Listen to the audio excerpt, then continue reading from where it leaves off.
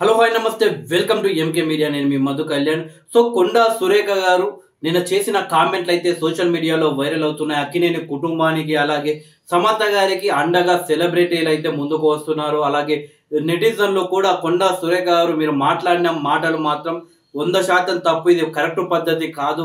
అలా సినిమా ఇండస్ట్రీని చిన్నచూపు చూస్తూ సినిమా ఇండస్ట్రీకి సంబంధించిన వ్యక్తులపై ఎలాంటి ఆధారాలు లేకుండా ఆరోపణలు చేయడం అనేది కరెక్ట్ కాదు. అది కూడా ఒక మహిళ హీరోయిన్, అంటే ఒక సినిమా హీరోయిన్ అటువంటి సమంత. సో సమంత అంటే ఎంతో మంది అభిమానులు ఆమెకు ఉన్నారు. ఆమె సినిమాలన్నా కానీ ఆమెనన్నా కానీ ఇష్టపడుతున్న తెలుగు ప్రేక్షకులు ఎంతో మంది ఉన్నారు. అలాంటి సమంతపై అలాంటి వ్యాఖ్యలు చేయడం కరెక్ట్ కాదని నెటిజన్లు అభిప్రాయపడుతున్నారు.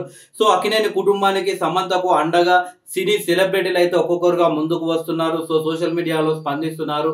జూనియర్ ఎన్టీఆర్, అల్లు అర్జున్, నాని, మెగాస్టార్ చిరంజీవి గారు, వెంకటేష్ అలాగే ఇతర సినిమా హీరోలు కూడా సోషల్ మీడియా వేదికగా అయితే స్పందిస్తున్నారు. సో ఆ కుటుంబంపై అలాగే సమంతపై అలాంటి వ్యాఖ్యలు చేయడం అనేది కరెక్ట్ కాదు.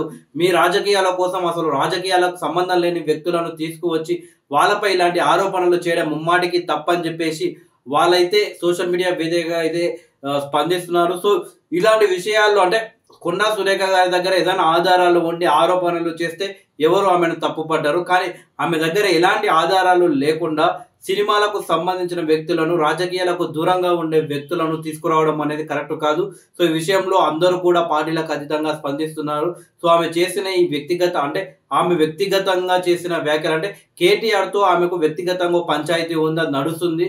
సో ఇదైతే స్టార్టింగ్ రఘునందన్ రావు కొండా సురేఖకు సంబంధించిన ఫోటో కేటీఆర్ వర్గం సోషల్ మీడియాలో తప్పుగా ప్రచారం చేయడంతో మొదలైన ఈ ఇష్యూ కాస్త అక్కడిక్కడ పోయి ఆమె నోరు జారి నాగార్జున గారి ఫ్యామిలీ పైన ఆమె చేసి వ్యాఖ్యలు చేయడంతో అది కాస్త నాగార్జున ఫ్యామిలీ వర్సెస్ కొండా సురేఖగా ముదిరిపోయింది. సెలబ్రిటీలు కూడా నాగార్జున ఫ్యామిలీకి సమంతకు అండగా ఉంటున్నారు.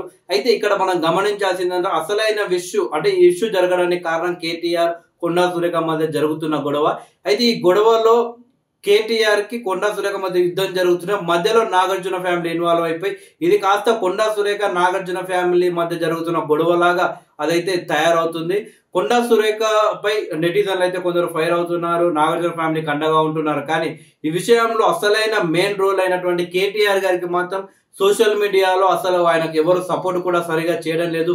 బీఆర్ఎస్ పార్టీకి సంబంధించిన ఎమ్మెల్యేలు కావచ్చు, ఆ పార్టీకి సంబంధించిన కీలక నేతలు కూడా ఎవరు కూడా పెద్దగా స్పందించడం లేదు, కేటీఆర్ కి సపోర్ట్ చేయడం లేదు. సో ఇక్కడ వాళ్ళ వ్యక్తిగత జీవితాలు, వాళ్ళ క్యారెక్టర్ అనేది మీరు దెబ్బ కొట్టేలా వ్యాఖ్యలు చేస్తారని చెప్పేసి సెలబ్రిటీలు అయితే నాగార్జున ఫ్యామిలీ అలాగే సమంతకు వాళ్ళు అండగా ఉంటున్నారు. మరి కేటీఆర్ కూడా ఫ్యామిలీ ఉంది, కేటీఆర్ కి కూడా కొన్ని అభిమానులు ఉన్నారు. సో వాళ్ళు కూడా హర్ట్ అయ్యే అవకాశం ఉంటుంది. అయినప్పటికీ కేటీఆర్ కి సంబంధించి మాత్రం ఎవరు కూడా పెద్దగా కేటీఆర్ కి మద్దతు పలకడం లేదు. ఇది ఒక వింతగా అనిపిస్తుంది సోషల్ మీడియాలో.